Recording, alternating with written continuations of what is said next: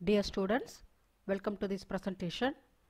Previous session la drift current na enna, diffusion current na enna, PN junction na enna, adla barrier potential na enna, eppadi depletion layer உருவாகுது, PN junction diode symbol enna அப்படிங்கறதெல்லாம் பார்த்தோம். இந்த செஷன்ல forward biasing na enna, ஒரு PN junction diode forward biasல எப்படி work ஆகும், forward bias characteristic எப்படி இருக்கும் அப்படிங்கறதெல்லாம் இந்த செஷன்ல நம்ம பார்க்க போறோம். Forward biasing na enna? When external DC voltage applied to the junction is in such a direction that it cancels the potential barrier permitting current flow, it is called forward biasing. நம்ம வந்து ஒரு PN junction diode எப்படி இருக்குன்னு பார்த்தோம். இதுக்கு நம்ம என்ன பண்ண போறோம் அப்படின்னா எக்ஸ்டர்னலா ஒரு வோல்டேஜ் கொடுக்க போறோம். இந்த வோல்டேஜ் வந்து என்ன பண்ணும் அப்படின்னா ஆல்ரெடி இருக்கிற பேரியர் பொட்டன்ஷியலை கேன்சல் பண்ணும். ஸோ அது மூலமா நமக்கு என்ன ஆகும் அப்படின்னா இந்த டிப்ளிஷன் லேயர் வந்து நமக்கு அதனோட வித்து குறைஞ்சிக்கிட்டே போய் டிசப்பியர் ஆகும். அதனால கரண்ட் ஃப்ளோ இருக்கும். இதுதான் என்ன சொல்லுவாங்க அப்படின்னா ஃபார்வர்ட் பயாசிங். ஸோ ஃபார்வர்ட் பயாஸ்னா என்ன? இந்த டயக்ராம்ல பார்த்தீங்க அப்படின்னா ஒரு P மெட்டீரியல் இருக்குது, N மெட்டீரியல் இருக்குது, அதாவது PN ஜங்ஷன் டயோடு இருக்குது. இதில் வந்து நம்ம என்ன பண்ணியிருக்கோம் அப்படின்னா ஒரு எக்ஸ்டர்னலாக ஒரு வோல்டேஜ் கொடுக்குறோம். P மெட்டீரியலுக்கு வந்து இந்த பேட்டரியோட பாசிட்டிவ் டெர்மினலை கனெக்ட் பண்ணியிருக்கோம். N மெட்டீரியலுக்கு வந்து இந்த பேட்டரியோட நெகட்டிவ் டெர்மினலை கனெக்ட் பண்ணியிருக்கோம். இந்த மாதிரி கனெக்ஷன் போட்டோம் அப்படின்னா இது என்ன சொல்கிறாங்க அப்படின்னா ஃபார்வர்டு பயாஸ். P மெட்டீரியலுக்கு positive terminal of the battery, N மெட்டீரியலுக்கு negative terminal of the battery connect பண்ணோம் அப்படின்னா இதுதான் என்ன அப்படின்னா ஃபார்வர்டு பயாஸ். ஸோ இப்போ இது வந்து இந்த டயக்ராம்லையும் அகைன் நம்ம என்ன பண்ணியிருக்கோம், P மெட்டீரியலுக்கு positive terminal of the battery connect பண்ணியிருக்கோம், N மெட்டீரியலுக்கு negative terminal of the battery connect பண்ணியிருக்கோம். இப்போ டிசி வோல்டேஜ் சோர்ஸ் வந்து நீங்கள் கொடுக்குற வேல்யூ உள்ளே இருக்கிற பேரியர் பொட்டன்ஷியலை விட அதிகமாக இருந்தால் இப்போ இந்த பேட்டரி என்ன பண்ணும் அப்படின்னா, ஏன்னா இங்கே வந்து ப்ளஸ் இருக்குது, ஸோ இங்கே ப்ளஸ் அப்படிங்கிறதுனால இங்கே ஹோல்ஸ் எல்லாமே என்னவாக இருக்கும், பாசிட்டிவ்லி சார்ஜாக இருக்கும். அப்படிங்கிறதுனால இது என்ன பண்ணும், இதை ரிப்பல் பண்ணும். அதே மாதிரி இது நெகட்டிவ் டெர்மினல் வந்து என்ன இருக்கும், எலக்ட்ரான்ஸ் வந்து நெகட்டிவ்லி சார்ஜ். அப்போ இது வந்து என்ன பண்ணும், இதை வந்து ரிப்பல் பண்ணும். அப்போ the battery pushes the holes and free electrons towards the junction. அப்போ இங்கே இருக்கிற ஹோல்ஸும் இங்கே இருக்கிற எலக்ட்ரான்ஸும் ஜங்ஷன் நோக்கி என்ன ஆகுது, தள்ளப்படுது. அப்போ இந்த ஃப்ரீ எலக்ட்ரான்ஸ் வந்து இங்கே இருக்கிற வோல்டேஜ் வந்து பேரியர் பொட்டன்ஷியலை விட அதிகமாக இருக்கிறதுனால இந்த ஃப்ரீ எலக்ட்ரான்ஸ் வந்து என்ன ஆகும், it have enough energy to pass through the depletion layer and recombine with the holes. இது வழியா என்ன ஆகும், இப்போ இங்கே இருக்கிற டிப்ளிஷன் லேயர் இருக்க பேரியர் பொட்டன்ஷியலை ஓவர் கம் பண்ணி இது என்ன பண்ண முடியும், இப்போ இந்த ஜங்ஷனை கிராஸ் பண்ண முடியும். கிராஸ் பண்ணி இங்கே இருக்கிற ஹோல்ஸோட இது என்ன ஆகுது, ரீகம்பைன் ஆகுது. அப்போ இந்த பி ரீஜியனில் இருக்கிற ஹோல்ஸ் எல்லாமே இங்கே ரைட் சைடு மூவ் ஆகுது. அதே மாதிரி இந்த ஃப்ரீ எலக்ட்ரான்ஸ் என்ன ஆகுது, லெஃப்ட் சைடு மூவ் ஆகுது. இப்போ இந்த மாதிரி ஃப்ரீ எலக்ட்ரான்ஸ் வந்து கண்டினியூஸாக இந்த டயோட ரைட் ஹேண்டில் என்டர் ஆகிட்டே இருக்குது.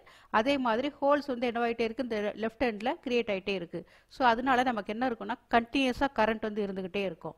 அப்போ ஃப்ரீ எலக்ட்ரான்ஸ் வந்து இந்த பி ரீஜியனில் என்டர் ஆகிறப்ப இது என்னவா இருக்குது, வேலன்ஸ் எலக்ட்ரானாக மாறிடும். ஃபஸ்ட்டு வந்து இங்கே வந்து நமக்கு எலக்ட்ரான்ஸ் வந்து என்டர் ஆகிறப்ப இது வழியாக போகிறப்ப அது என்னவா தான் இருக்கும், என் மெட்டீரியல் இருக்கிறதுனால ஃப்ரீ எலக்ட்ரான்ஸாக இருக்கும். பி மெட்டீரியல் இருக்கிறப்ப அங்கே இருக்கிற ஹோல்ஸோட கம்பைன் ஆகுது. அப்போ என்னாகும், ஹோல்ஸ் எதில் இருக்கும், நமக்கு வந்து அந்த கோவலண்ட் பாண்டில் இந்த லாஸ்ட் ஆர்பிட்டில் இருக்கிறதுல இது கம்பைன் ஆகிறதுனால now it becomes valence electron. So அதனால இங்கே இருக்கிறப்ப ஃப்ரீ எலக்ட்ரான் இது வழியாக போகிறப்ப அது வந்து என்னவாகுது, பேலன்ஸ் எலக்ட்ரான் ஆகுது. They continue to travel to the left passing from one hole to the next. ஏன்னா பேலன்ஸ் எலக்ட்ரான்ங்கிறதுனால ஒரு ஹோல்லேருந்து நெக்ஸ்ட் ஹோலுக்கு பாஸ் ஆகிட்டே இருக்குது until they reach the left end of the diode. அப்போ இது வந்து இந்த ஜங்ஷன் வந்து இப்போ நமக்கு என்ன இருக்குது, ரெசிஸ்டன்ஸ் வந்து ரொம்ப ரொம்ப கம்மியாக இருக்குது. அப்படிங்கிறதுனால கரண்ட் வந்து கண்டினியூஸாக நமக்கு ஃப்ளோ ஆக ஆரம்பிக்குது. ஸோ அதனால் நம்ம என்ன சொல்லலாம் அப்படின்னா ஒரு ஃபார்வர்டு பயாஸில் diode acts as a closed ஸ்விட்ச். ஒரு சுவிட்சோட சிம்பிள் தான் இது.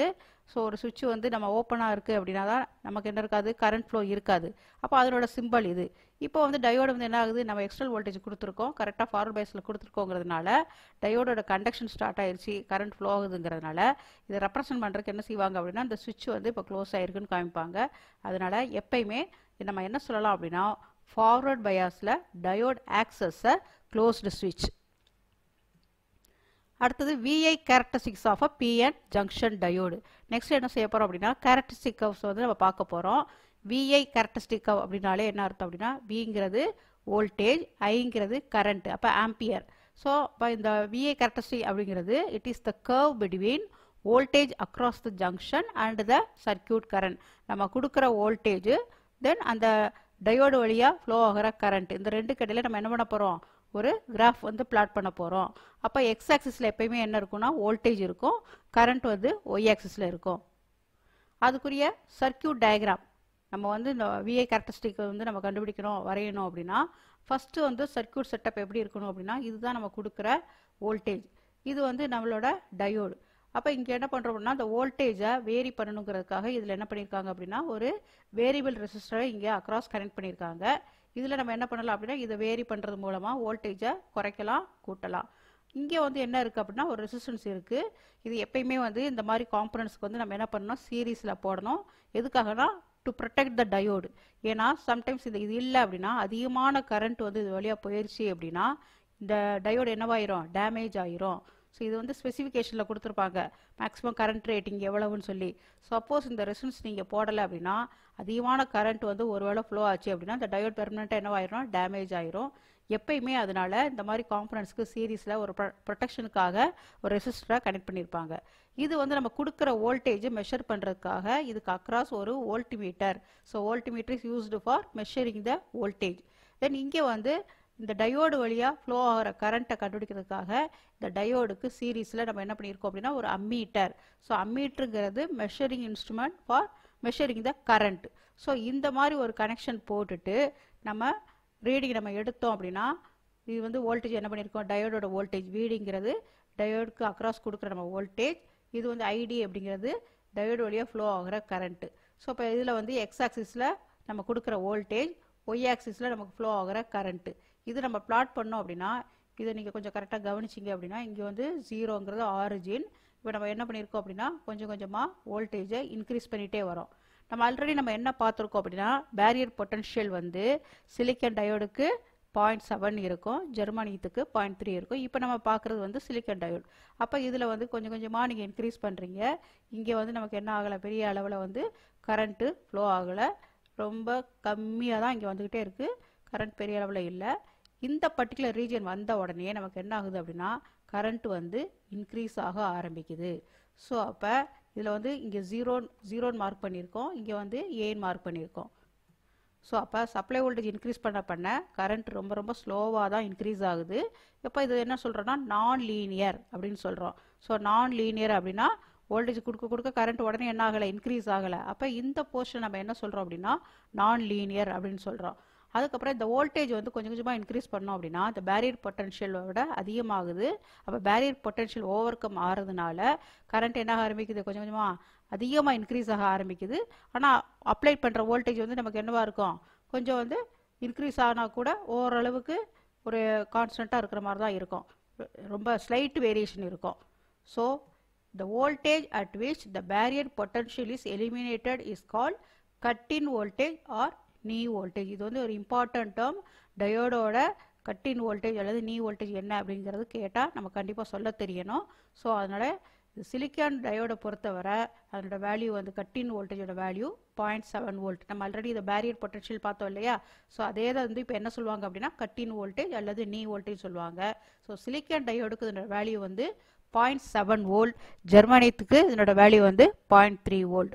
ஸோ ஒன்ஸ் வந்து கண்டக்ஷன் வந்து ஸ்டார்ட் ஆயிடுச்சு அப்படின்னா நமக்கு என்ன ஆகும் அப்படின்னா இங்கே வந்து கர்வ் வந்து என்னவா இருக்குது ஏறக்குறைய லீனியராக இருக்குது. வோல்டேஜ் வந்து நம்ம கூட்ட கரண்ட்டு என்னவாயிட்டே போகுது இன்க்ரீஸ் ஆகிட்டே போகுது. ஸோ அதனால் இந்த ஏபி அப்படிங்கிறது நமக்கு என்ன சொல்லுவாங்க லீனியர் போர்ஷன் அப்படின்னு சொல்லுவாங்க. ஸோ அப்போ ஒரு பிஎன் ஜங்ஷன் டயோடு வந்து நம்ம எப்படி வந்து ஃபார்வர்ட் பயாஸில் ஒர்க் ஆகுது அப்படிங்கிறத நம்ம இந்த கிளாஸில் பார்த்தோம்.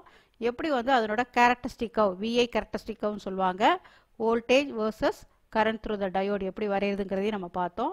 அதில் இம்பார்ட்டன்ட் இது என்ன அப்படின்னா நீ வோல்டேஜ் அல்லது கட்-இன் வோல்டேஜ்.